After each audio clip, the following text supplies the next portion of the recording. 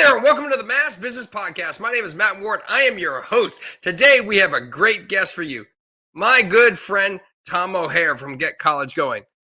Tom founded Get College Going to help students, parents, and young adults achieve educational goals after high school. He focuses on helping families find the right educational path for the right reason, at the right school, for the right investment.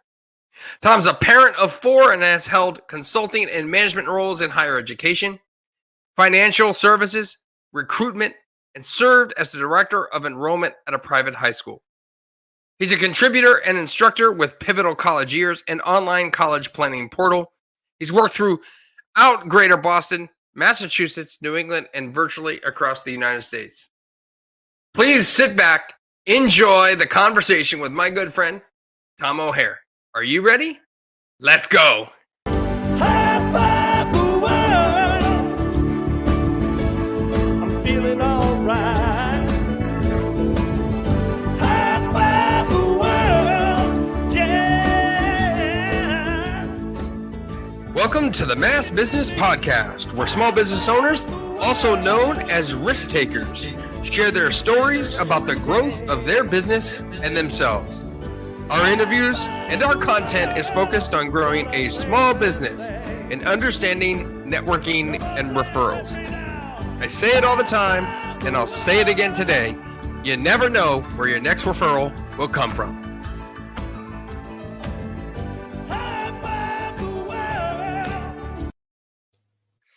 Hey there, and welcome to the podcast, Tom. Thanks for joining me. I greatly appreciate it. Hey, it's great to be here, Matt. Awesome. Well, we're going to have a good conversation today about small business success and the growth of a small business and what it is you do. But real quick, in under 30 seconds, can you give a quick nutshell to the audience, those listening on their favorite podcast app or even watching on YouTube, what exactly you do and how you help people? Yeah, thank you. And thanks for letting me be here today. I try to help bring peace of mind and harmony to households for families of high school and college age students as they're trying to navigate the sometimes complex, sometimes stressful process of finding the education path for a student after high school. Okay. So that's pretty straightforward. A lot of words to basically say you help kids get into college at an affordable price. But simply put, it's interesting because the kids are not your clients. That you work with your kids, but that does not make them your clients. No, actually, mom and dad are my clients.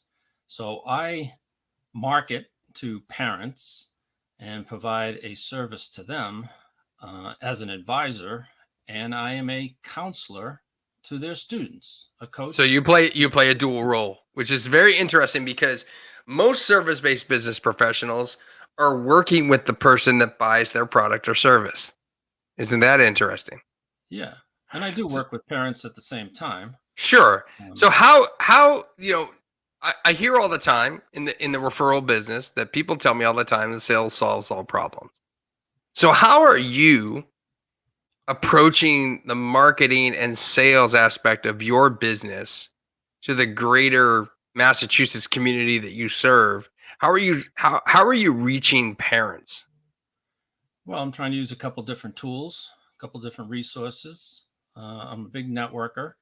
I participate in multiple networking events, both now in the Zoom world and hopefully back in the one-on-one in-person world, to share my message, to share what I try to do from the standpoint of helping families.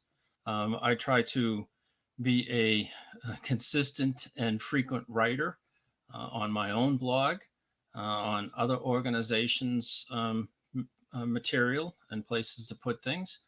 And I spend a lot of time actually on Facebook looking at sites that parents might be visiting to try to help answer questions that they're posing through those types of resources.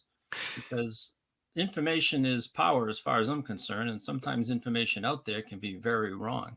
So let's talk about that, because I'm a big believer that information is power too, and it can be very wrong. And you're probably well aware, because we've probably heard me talk about the fact that I owned a digital agency for 16 years and I sold that in 2018. And funny enough, the way I went to market, the way I found new clients was to go out and do educational seminars, presentations at local chambers, networking groups, things like that. And I would teach people how to build their own website. And then, funny enough, they didn't want to do it. So they hired me as the expert. I have always believed that if you give away your knowledge, that people will hire you to do what it is that you provide a service for. I totally agree. And I am a educator. I'm a salesperson by background, but an educating salesperson by background. And that may sound odd, but I learned early on in my career that one of the best things to do when you go in and visit a prospect or even a current client is provide them with information that they may not be up on or education that they may not be keeping pace on. So you're bringing a resource to them. When I meet with parents and students or try to provide resources through the various social media, I'm trying to provide instructional information, education, sometimes positively disruptive. And I'll come back to that if you want to know what that means. But the whole idea of trying to help people learn so that they can minimize their stress and anguish. And if that turns into a referral into someone who's going to work with me, that's great. If it's someone who learns and doesn't necessarily need to come back to me for full-blown business, but maybe one-off questions, that's great too. It's interesting because I have no interest in the interest of transparency. I have no problem telling the listening audience or the viewing audience that I'm a client of Tom's. And funny enough, I became a client because I recall doing just basic one-to-ones with Tom and learning about his knowledge around what he was doing. But I'll never forget what happened was I just reached out with a basic question.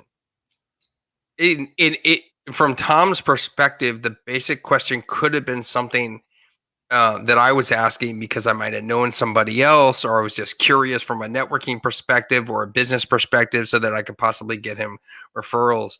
And as it turned out, it was more of a personal question. And he answered the question, never got a bill for it. And what happened next? I just reached out and said, okay, let's get college going. That's right. So we've been working together. Well, I say we. I'm out of the mix. I'm happy to just provide my credit card number and have everybody else take care of the problem. And I like it best that way, to be perfectly honest with you. But I mean, I think that has grown to fruition through the process of education. And I think people need to just understand that you need not hoard your own information. Give it out. Do the blogs, do the YouTube videos, do the podcast interviews like this. Give everybody an opportunity to learn who you are and what you do.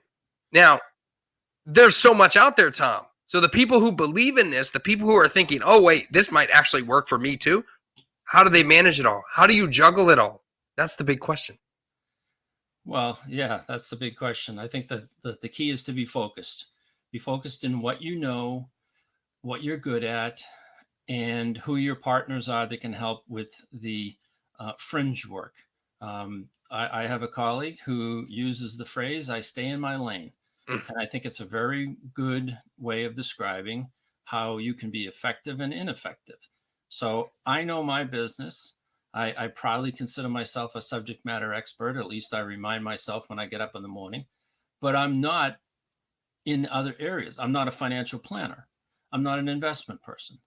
I'm not a crisis management counselor.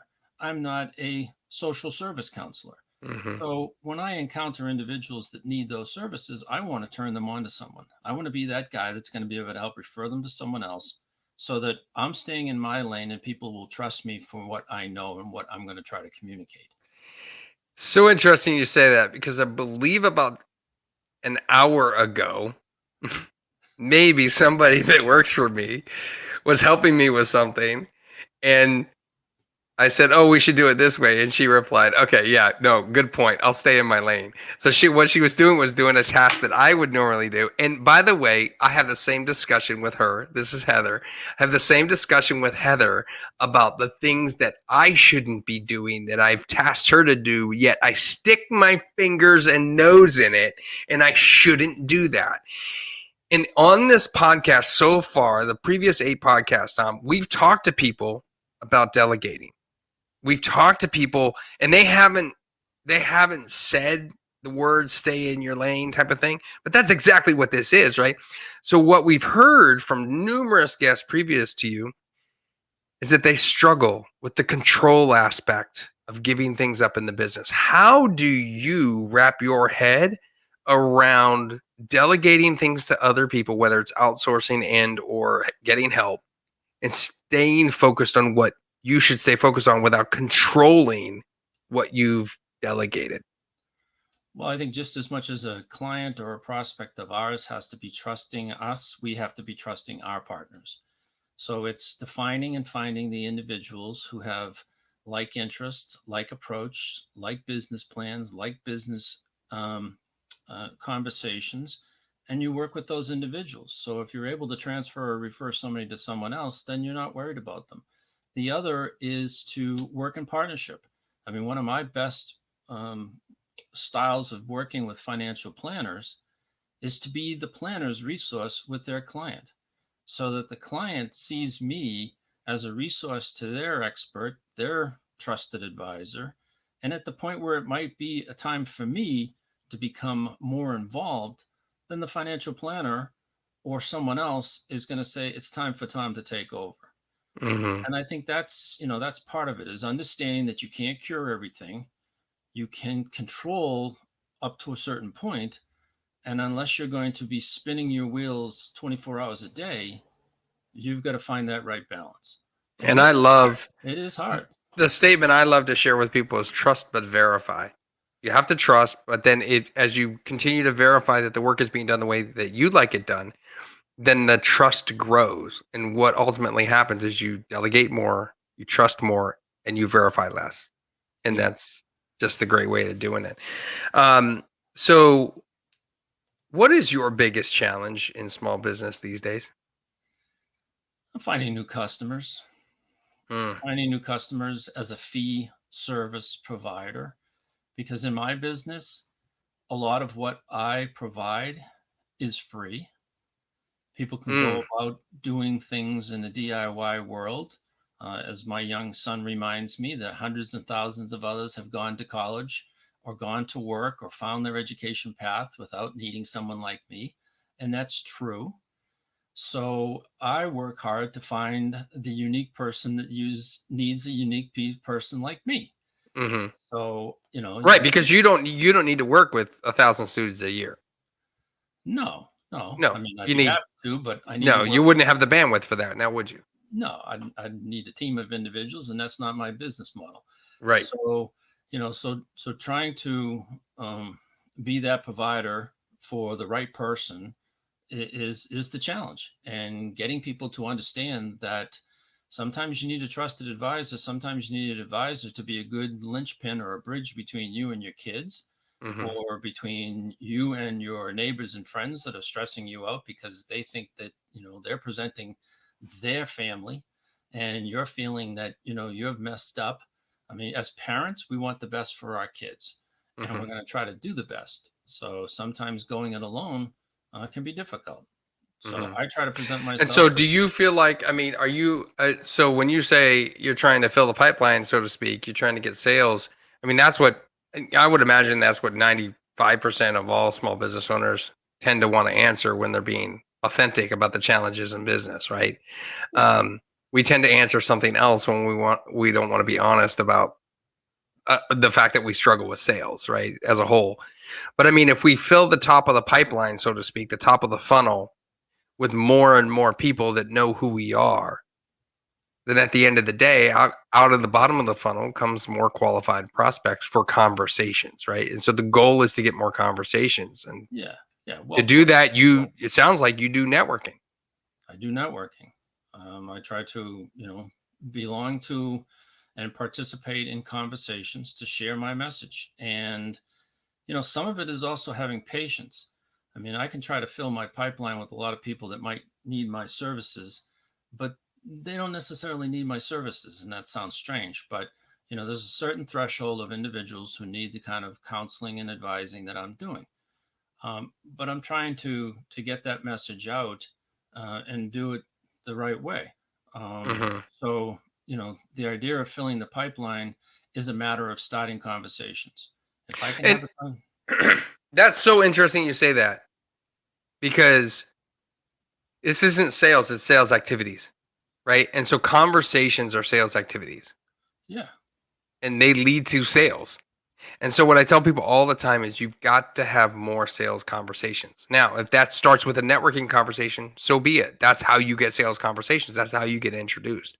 Right? At the end of the day, I help service-based businesses get more word of mouth referrals. But I specialize in a subgroup of service-based businesses referred to as web designers and web developers, because I have an experience in that market, right? I have a lot of experience. It doesn't mean I don't work with other people. It just means that if I'm going to go focus on one thing, it's going to be this particular market, right? And for you, it might be, those people going to, private colleges, or people from a specific town, or people who have been Eagle Scouts or something like that, right? So it's about niching down as much as we possibly can, which is a fearful thing to do in a lot of ways, right? Because we're afraid that we're not going to get the clients. yeah, and it's for me, it's also having a conversation and being patient, because I can talk to someone when their student's a sophomore or even a junior, and although I think it's the right time for them to take advantage of services that I provide, it's not timing for them. They have other Right. distractions. They have other things going on in their family. They have other needs. I mean, I recently had someone that I talked to 2 years ago send me an email last night just to say, "Hey, I'm ready." And if I I stop, just told somebody that on Facebook a half hour ago. You've got to be patient. You're yeah, planting these seeds. This is a garden of leads. It's a garden of leads and referrals, and it takes time to grow. You must water it. It must have good soil. It must have sun. And then it comes and you get the call 2 years later. but I think the other challenge is not to deviate from your plan. That's right. If I get frustrated that I don't have enough clients and all of a sudden I'm going to start doing something different, well, that might mean I'm going into the wrong lane. I'm going Mm-hmm. into the high speed lane or the breakdown lane. Mm-hmm. And, as a small business person that's relying on those types of referrals to generate revenue and generate business, yeah, you have to be patient. I'm not a transactional base of business. I'm a relationship business that is based on helping one customer who's going to tell another customer who's going to tell another customer. Now, you want to have, multiples talking at the same Mm-hmm. time, but in a small business world, I have to be patient. I have to stay committed to what I'm trying to do. And that's the sprinkling of the dust, the pixie dust, to try to get the business moving forward. Now, I see that bookshelf behind you, and I know you're an avid book reader. So, what book are you reading lately? What book is your biggest favorite business book? Do you read a lot of business books? I used to. I used to back in my What are you sales. reading right now? What other book are you reading right now? I'm reading a book about Da Vinci, Oh, uh, nice. because there's so much about his work that he did that is missed in the sense of what's going on in today's design. The Wright brothers were supposedly credited with creating the first plane. Well, he was doing it then back in the day. That's Um, great. I try to read books that are going to continue to challenge me to be, well, as I say, positively disruptive. And that means position your message correctly. For me, it means positioning your message correctly, honestly, and with education. So I dwell between education books, I dwell between philosophy. I love reading psychology today. I'm not a psychologist, but I love reading about what's going on So, in people's behavior and that kind of thing. so this is how you stay up to date and continue to be educated yourself. Yeah, I mean, I'm immersed in reading what's going on in higher ed, what's going on in Right. the workforce development world, what's going Yeah. on in trying to get the 17 to 25-year-old wanderers back to school because they're just out there drifting. Mm-hmm. Um, I'm hoping to put on a symposium with a couple colleagues in the fall to help individuals learn about the value of upskilling and skill-based learning. Mm-hmm. So yeah, I mean, I That's good stuff. What's your best, if you were to give one software tip, for all the people listening? What one piece of software or tool do you use in your business that can help others grow their business? I guess I'm going to say Grammarly. Oh, nice. That's a good one. Okay, it's totally off. It's not necessarily going to grow your business from the standpoint of putting more nickels in your pocket, but what it has done for me is made me a better writer. Yeah, A better, absolutely. because I think I told you the story one time that, I'd write something and put it out there, and I'd get a call from my youngest daughter, who's a graphic design, creative art director. And she'd say, "Dad, did you read that? Did you write that? I know what you're trying to write, but come on." So she turned me on to Grammarly, and I'm telling you, for me, it's like, Ivana, in the sense that it helps me be a better writer. And that makes me a better educator and a better communicator. That's awesome. That's so great. So yeah, so some great insights on this podcast today.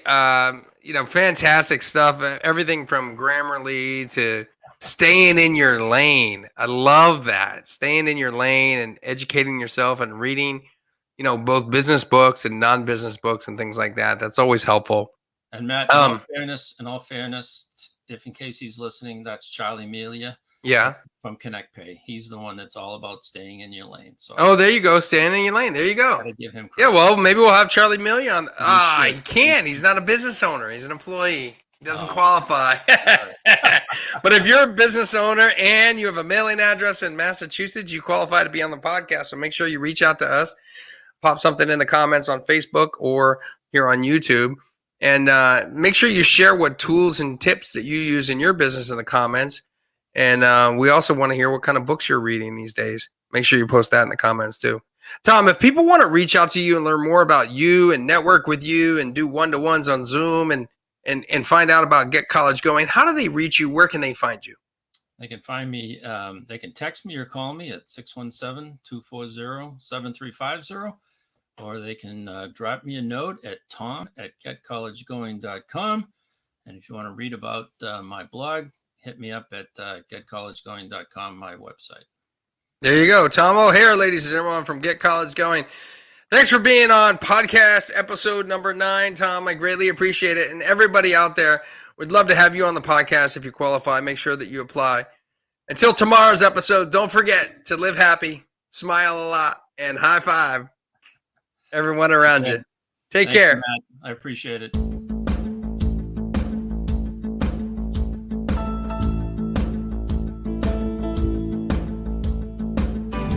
Waking up this morning, gonna grab myself a smile.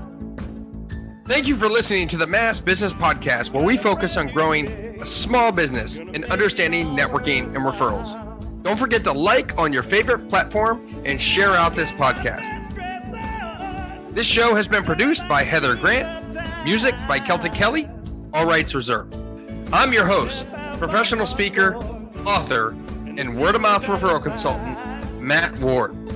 Don't forget to live happy, smile a lot, and high five everyone around you. I'm feeling alright. High five the world. Yeah, yeah, yeah. High five the world. Make a difference today.